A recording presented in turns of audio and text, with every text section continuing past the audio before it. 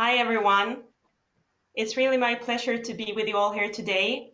My name is Malin Flemström. I joined the Hunger Project in 2014, and I'm currently the acting country director of the Hunger Project in Sweden. I've had the privilege to meet some of you in person, and for the ones I haven't, I'm happy to see you all here online. Thank you all for taking the time to connect with us today. During this difficult time when many of us are staying isolated from one another, it's more important than ever to stay connected and to come together in unity. I'm especially grateful to be able to engage with so many people in our global investor family. A few days back, we celebrated Earth Day, a day that was instituted over 50 years ago to give a voice to an emerging public consciousness about the state of our planet. On this Earth Day, April 22nd, it has never been clearer that we are all interconnected with one another and with the health of the planet. We know that we can only solve global issues coming together as global citizens. The interdependence is evident, and it calls for deeper interconnectedness. We are not only responsible for one another, we are one another. And we have come together here today to learn more about how the Hunger Project's agroecology initiatives in Uganda are empowering communities to achieve climate resilience. The beauty of agroecological farming systems is that they build up the fertility in the soil, restores and strengthen the ecosystems, and at the same time reduces the greenhouse gas emissions. This creates an enabling environment both for us humans and for the nature to prosper. Our community partners, they live in rural areas and are heavily dependent on agriculture, both for their food security as well as for their livelihoods. Their well-being are closely tied to the natural environment, which makes them heavily affected by the climate changes. The Hunger Project empowers communities to make environmentally conscious and sustainable choices. We also work with local partner organizations to promote sustainable farming techniques and to create climate awareness. Today, we will, together with my dear colleague and friend, Irene Naikali, the head of program of the Hunger Project Uganda, highlight some of the great work done in the current initiative that the Hunger Project runs in Uganda. As Sarah said, I will conduct an interview, and please feel free to type your questions and we will try to answer them all at the end of the session. Irene, I see that are you there? Yes, I am. Malin, real quick, I just want to say your camera is off. We'd love to see your face. Yeah. Oh, now? Sorry. Can you see me now? Not yet.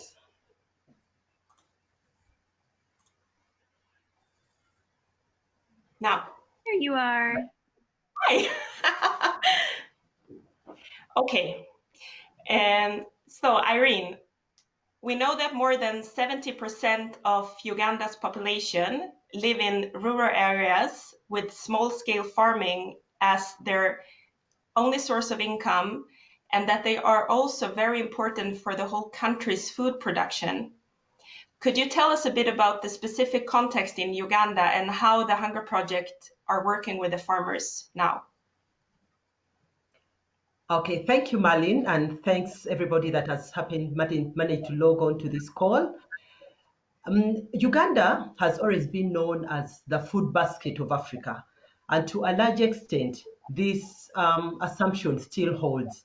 However, many of our smallholder farmers are facing quite a number of challenges resulting from basically mainly as a result of climate change. And of course, with the onset of climate change, many of them are facing effects of, the prolonged droughts because, most of the agricultural system in Uganda is rain fed. So climate change has brought in a whole wave of prolonged droughts, resistant pests and diseases. And you find that most of these farmers are really finding it hard to cope with these challenges. We also know that amidst the other challenges that our farmers are facing is the limited investment in research. When we talk about research, when you look at the insurgence of that is being brought about by climate change, most of the farmers, have to think of alternative ways of, cultivation and ensuring that they continuously remain food secure amidst the changes. In other words, helping them to remain resilient.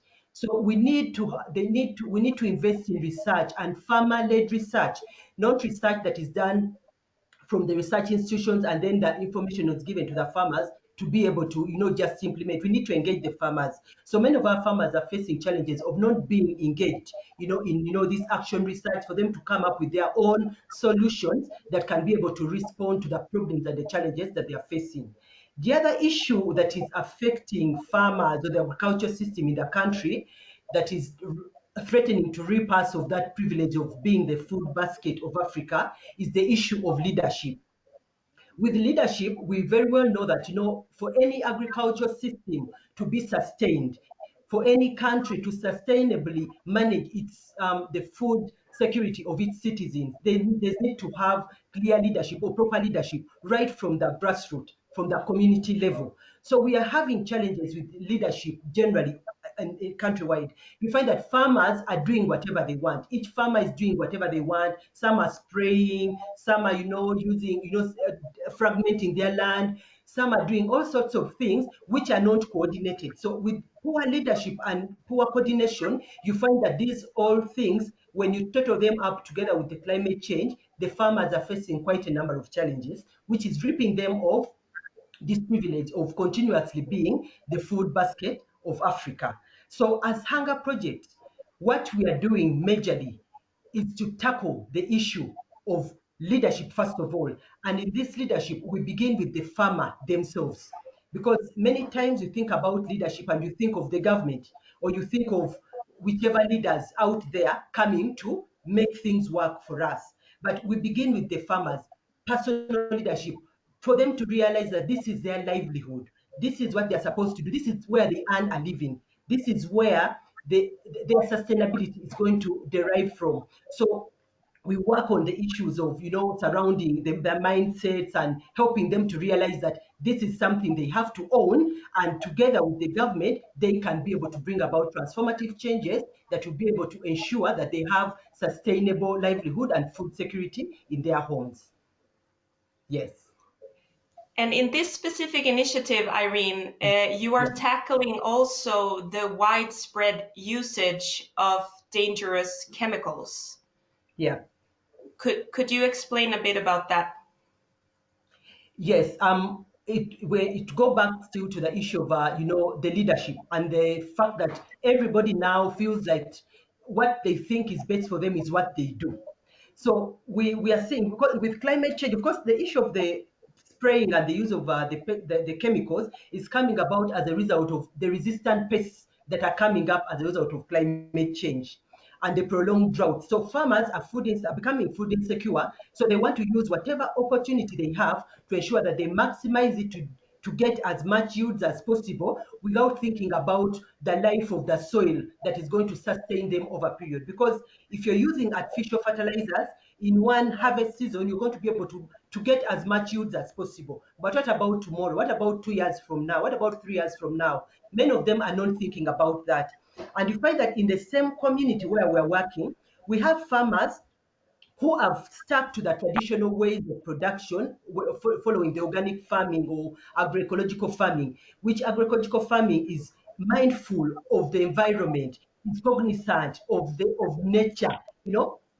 Farmers know that nature is important in sustaining our agricultural system. So in the same community, you have a neighbor who is spraying, and you have a neighbor, a farmer, who is not spraying. But whatever this one does eventually ends up affecting the other. So what we are doing within our partnership of the agroecology, we try to mobilize these farmers and work on the mindset, trying to show them, you know what, this problem is with us. Climate change is a reality, but what can we do? If you're to continuously spray, what are the negative effects? What are the impacts on your health? And what are the impacts on the environment, on nature? If you kill the insects, the natural organisms that are going to help in soil formation, if you're spraying and you're killing the bees, which are going to help in pollinating your crops, what are you going to sustain on over a period of time? So you're only thinking of the short term. So we have a mindset changing process that we take them through to help them realize the dangers, and then they come out with this solution and say, you know what, I think it is better for us to go back and stick to the organic ways of farming, which are going to preserve our environment, which are going to preserve nature, and at the same time, we shall be able to reap from nature by having enough food to feed on and sustaining our generations for years to come. Hmm. Yes.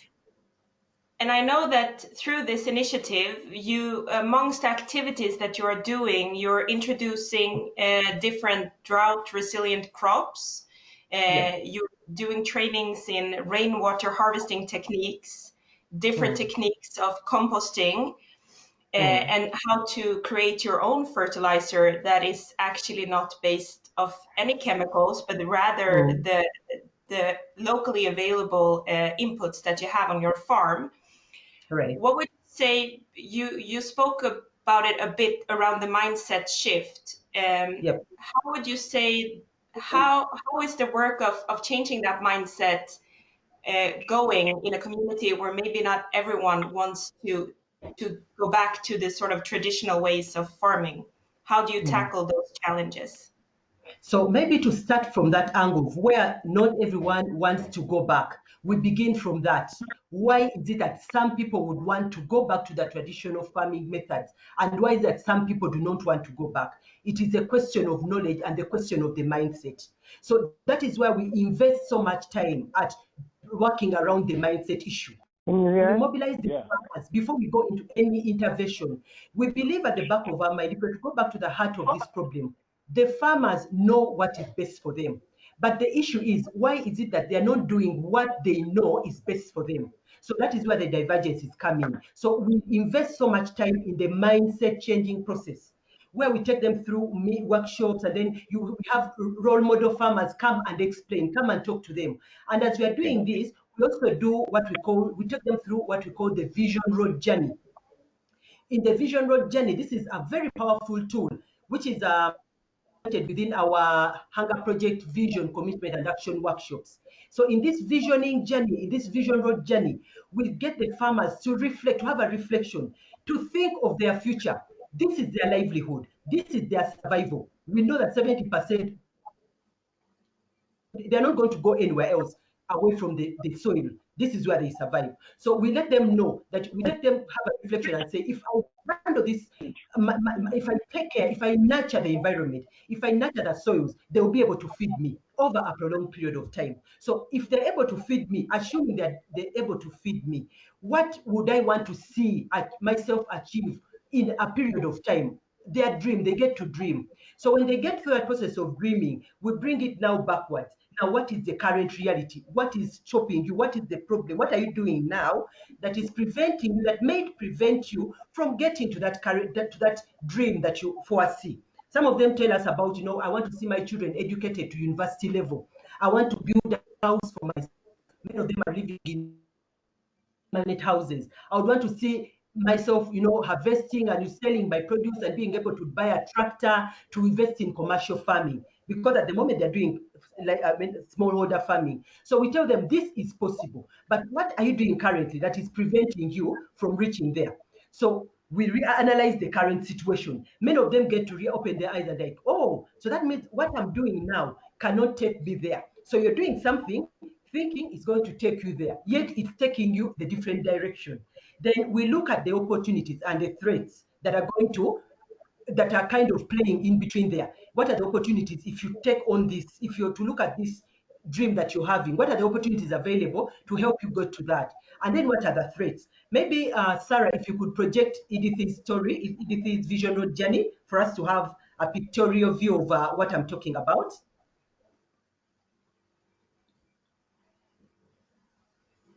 Okay, so as Sarah is projecting, so what I was saying that, when we take them through this visioning journey, farmers actually get to realize that, there's a lot that we have within our potential that we are not tapping into.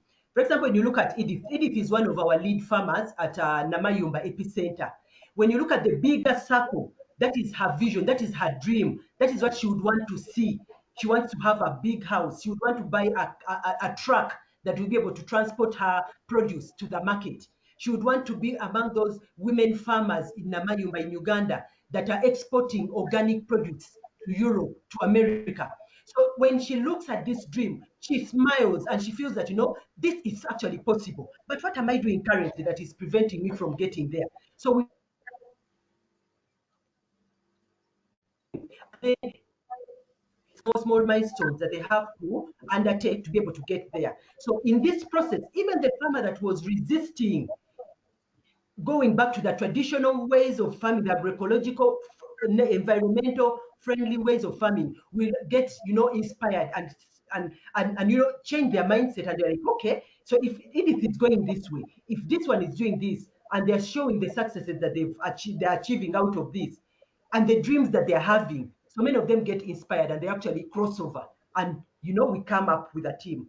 So currently, we have a team of 220 farmers that have subscribed and signed commitments to stop spraying, to stop using inorganic or artificial fertilizers on their crops, on their plants, on their gardens, to be able to go the organic way of farming. And we know that these farmers are the ones that we are setting as role models in the community that others will be able to emulate from. So that is the whole process. Takes time, but the fact that we've already done the groundwork with the vision, commitment, and action workshops, this visioning journey with the farmers to transition their mindsets becomes an easy process, and it's really showing good results. Thank you, Irene. I think another beautiful part of the tool, the Vision Road Journey tool, is the fact Mm. that it's also linked to the farmer's different seasons. So Yes. it's actually an integrated action plan. In order to Hmm. reach the goal of the vision, you Yeah. have sort of the sub goals. True. So you can always ensure that you stay on track towards that Yes. vision that you have created for yourself. Yeah. Exactly. Um, and Exactly. during Mm. and during this current crisis, when there is a lockdown and the farmers can't move around freely, meaning that they can't access the seeds or inputs that they do need for their farming, how do you Mm. see that the work of the Hunger Project is playing a role in all of this? Okay. Our topmost priority within this crisis, within this current crisis, is to ensure that our farmers are food secure and seed secure. So we are looking at the issue of food security and seed security as our topmost priority. And as what exactly we're doing, the beauty about it is that during the current lockdown, activities in the farm or agriculture activities, farmers' activities have not been interrupted with. The government is continuously encouraging farmers to go and till their gardens, to go and farm. So, of course, as they are also observing the standard operating procedures to prevent any infections. So the farming is continuing, so which means they continuously grow their crops and they are able to harvest and they're able to pick food from their gardens to have something on the table for them to eat. Now, the challenge that is coming in is with the seed, the issue of seed security, because it's now we are into the rainy season. Uganda has two rainy seasons. So the first rainy season starts around late February or early March, lasting to about early May. So we are in the rainfall season currently. And during the lockdown, farmers are not able to access markets because of the ban on public transport. So because they're not able to try to access the markets to buy seed to be able to plant, as Hunger Project, we've come in to support them in this challenge. So across all our epicenters, we've procured seeds and supported with the distribution to each of the farmers. First, with our 220 farmers who have subscribed to um, implementing or growing or farming according to agroecological practices, and also our general animators, our animators and other farmers within the community. So Hunger Project is supporting with seed procurement. But still within this era, we also go back now to the basics of what we started.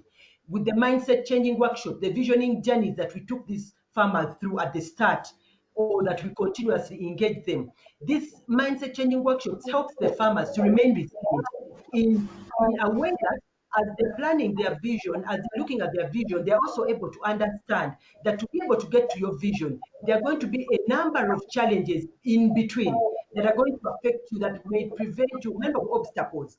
And the COVID crisis is one of those obstacles that we did not foresee, but it fits within the training, that the skills we gave them. So they are aware. So as we are talking to them, as we communicate with them, because we do some digital extension services, we call them and we encourage them and tell them, you know what, these are some of the challenges unforeseen that we've been talking about in our workshops. So this is the time for you to remain focused on your vision, to remain focused on your goal of ensuring that your family has enough food, irrespective of the situation. So that gives them the courage, it gives them the hope, it gives them the motivation to wake up and go and work, to go wake up and go and till the gardens. So that alone, we see the work of the Hunger Project playing a very crucial role during this time.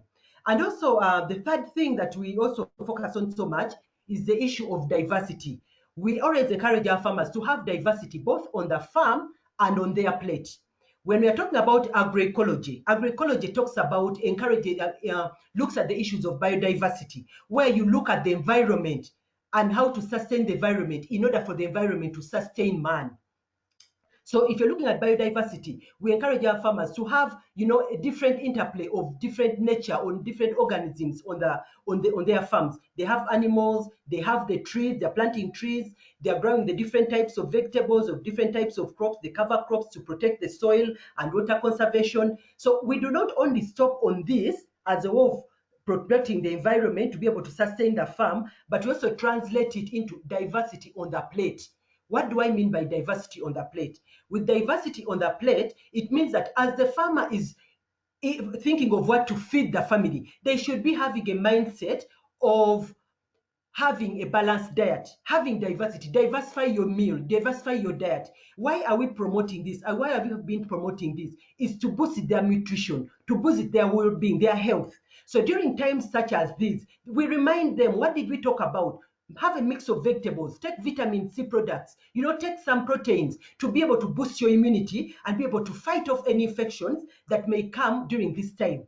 So the work of the Hunger Project is really coming in so handy at this time. It's actually becoming so real in the eyes of the farmers. We used to talk about it previously, but many of them never used to think so much of, maybe these things are still abstract. But now this COVID has presented us with this opportunity for them to test the theories that we've been sharing with them, the practices that we've been sharing with them, for them to see that actually these practices work. Yes. Thank you, Irene. I think another beauty of this initiative is the fact that we are working together with an expert organization in agroecological farming. And one of the main Right. objectives is to actually generate enough evidence to Right. make changes at the policy level, as well Mm. as to create a replicable model that can be taken to scale and also to be adopted by like-minded organizations. Right. So I really wanted to thank you for taking the time to elaborate a bit upon those questions, and thank you for sharing all of this with us. Thank you, I Madeline. think this is a You're really welcome. exciting initiative that's happening in the Hunger Project because it's really pioneering a community-led transformation. So it's Sure. actually a method that will influence on the national level in Uganda as well, and is already doing so. Mhm. So thank you so much for Right. that, Irene. Um, Thank you, Madeline. Thank you. We will now hear from John Coonrod, who is with us via video about the Interaction Climate Compact. The Hunger Project has, together with 80 other organizations, signed the Interactions NGO Climate Compact. And this is the largest collective effort that any US-based NGOs has focused on the global development and humanitarian assistance have taken to date to commit to addressing climate change. I'm John Coonrod, Executive Vice President of the Hunger Project. We signed the Climate Compact because we stand in partnership with millions of smallholder farmers, mostly women, whose livelihoods are devastated by climate change. Our collective action is needed to facilitate them to adapt, and our collective voice is vital to achieve this profound systems change required to end the climate crisis. So I think that we have come to the point in our agenda where either if there is questions, I think there might be questions coming in now. Um, Yeah, it looks like we have a question from Jasa. Jasa, do you want to ask your question?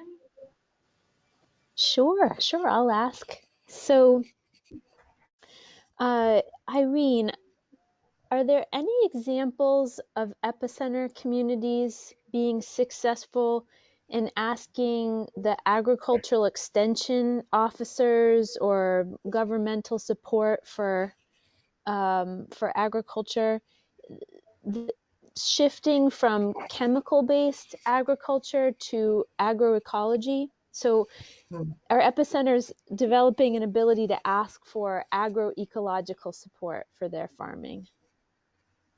Yeah, thank you. Yes, within the current partnership of the Agroecology project, we are piloting it first in two epicenters. So two of our epicenters in out of the in about 9 that are active, that only two are currently implementing full scale the agroecology project. And within this project, project, the way it is designed is that it works, it brings in that partnership with the district agricultural office, and we are working together. Of course, the government is currently promoting the use of chemicals because they want to increase production, and there's funding, a lot of funding that is coming in that area. And now we are trying also to alter the mindset of the district, of the government officials. So when we are running the workshops, when we're running these mindset changing workshops, we actually have them on board. They come in and they do not challenge us. They also believe and realize and know and confirm that agroecology farming practices are healthy and they're more sustainable. But it's because of the pressure of the funding, where the funder is, Yeah, where the money is, so that's what I would promote. But they know, so they do not stop us from promoting our agenda. They actually support us from the back. So when we have agriculture extension workers invited to talk to the farmers, they actually tell them about agroecology because all the things they study and they know. So it's just a matter now they look at it as a political thing. When they are talking in the face of government, they are promoting the use of chemicals. When they're with our farmers, they are promoting this. But then we are carefully crafting it in such a way that we are generating the evidence because they're also telling us, let us build the evidence together with the farmers so that mm, this is what we shall use at policy level to be able to advocate. Because at the moment, we also don't have the evidence. So if you can help us generate the evidence, then why not? So we have their fantastic, support and we're working with them, but they're waiting for the evidence, building the evidence fantastic. bit by bit, and then yeah. I love hearing that, Irene. And I have one other question. You mentioned earlier about engaging farmers as researchers. I love Yes. that idea. And I wonder if you could just give an example of what that might look like, a farmer as a researcher. Okay. Yes. Actually, that is one of the strong components that we have in this project. On issues of building a strong research base at farmer level. Because currently the research data that we have is developed from the research institutions, the national research institutions, and then it is brought down to the communities for them to implement. What happens with that kind of system is that's why we are facing issues of lack of ownership and commitment to the research that is or to the research or to the data that is supposed to be implemented. Farmers don't feel like they have the ownership. They don't feel like they contributed to it. And sometimes the research is done from a different region, which may not be having similar conditions with this particular region. So some of the data or some of the statistics or the results may not apply. So what we are doing, we got a team of researchers from a university, that is Uganda Matters University, that we are working with. And these farmers, these researchers, we encourage them to come on ground and do their theses from the two epicenters, working with the farmers. So the farmers get to identify their problems. What are the problems? what are the problems affecting us. So the major problems that they come up with are the issues of pest-resistant pests and diseases. So we are like, now, if the issue that is affecting you majorly is the issue of pests and diseases, what concoctions can we come up with, try on a local scale? Try them out, we see whether they are working, they get to observe. So if this one doesn't work, they try another thing. So they're engaging with the researcher. The researcher is coming in with the technical knowledge, the farmer is coming in with the practical knowledge, because they know these things. So they are combining efforts and building, generating evidence. So when they come up with a concoction that is able to actually work, they feel so proud of it, and they are proud to stand up and talk about it. We've had our farmers actually share during these national conventions where we bring farmers on board, national conventions. So our farmers have come up and shared some of the concoctions using chili and ash to produce a mixture that can control the tomato wilt. So these are the practices that we want to build with our farmers, so them to own and feel inspired, to feel that they are part of this and this is their thing. So if we build that, there's no way we are going to run out of sustainability, because it is their thing. So they are able to talk about it, they're able to defend it, instead of it coming from the top and being imparted on them. I love it, Irene. Thank you. You're welcome. Amazing. Thank you, Irene. I also see that Rosalind asked, I'm happy to hear how interaction is evolving to address climate change issues. Who are the other key players? So it's a 2-year commitment, the Climate Compact that Malin spoke to, and there are a ton of people on it. Like she said, there are about 80 people signed into it. We've got Catholic Relief Services, Action Against Hunger, Mercy Corps, Oxfam International. So there are quite a few people signed on with us. And some of the commitments that have been made are just efforts to improve the understanding amongst constituents about what is necessary to address climate change in terms of addressing the loss of biodiversity. Also, I have a cat that's about to join me, and I'm sorry. How to connect the challenges that we're facing with climate change and how that connects to development and humanitarian issues. I'm going to go ahead and share the link to the compact in the chat. And again, if anyone has any follow-up questions on that, I can definitely answer those as well. Thank you, Sarah. I don't think we have any other questions. So if anyone feel that they want to share, we also have time for some reflection if someone wants to share something. Well, this is Suzanne. I can share. Thank you, Suzanne. Hi. Hi, Malin. Thank you so much for putting this together. I mean, there's just so many things I can say. One is it's just so precious to be able to connect into our hunger project during being sequestered at home. It's just a beautiful, wonderful connection. So thank you for that. And then also, I'm just so proud. Could you turn on your camera, please?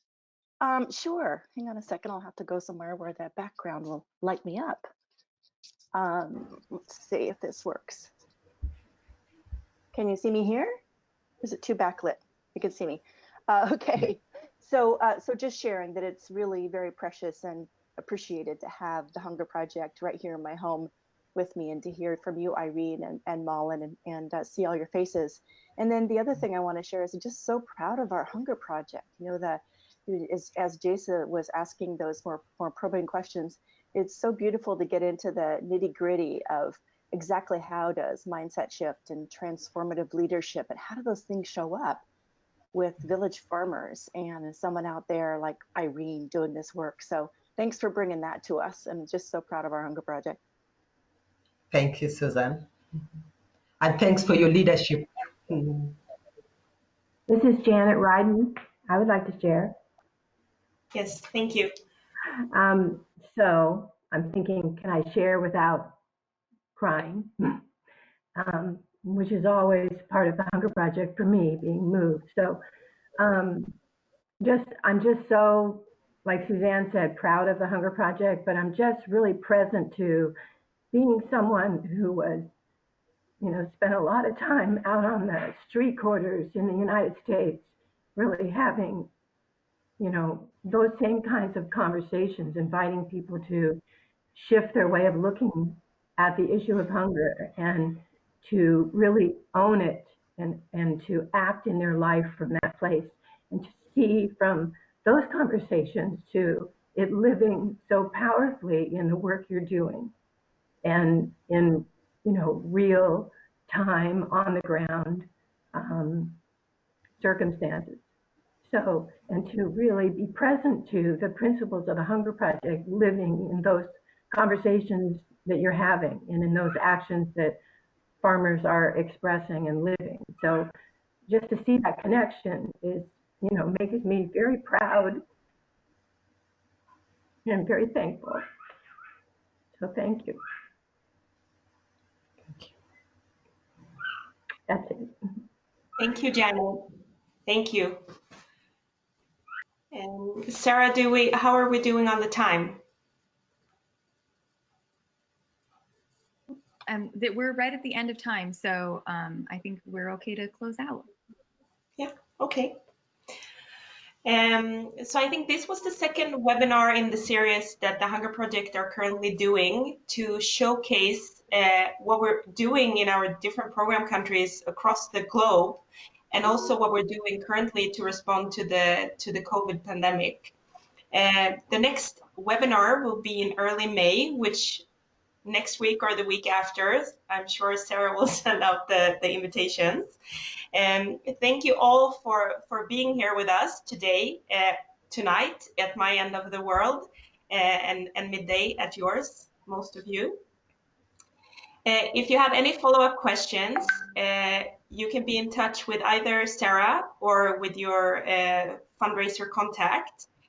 And if you want a recording, you can also email to Sarah on her THP address, not the Gmail one. Thank you, everyone, for taking the time. I'm really happy to be part of this global movement of all these individuals. Happy to see you all, and I wish you a great day. Thank you. Thank you. Thank you, Irene. Good to Bye, be here. everyone. Great stuff. Bye. Irene, wonderful. Irene Thank and you, Holland. Irene. Holland and Irene.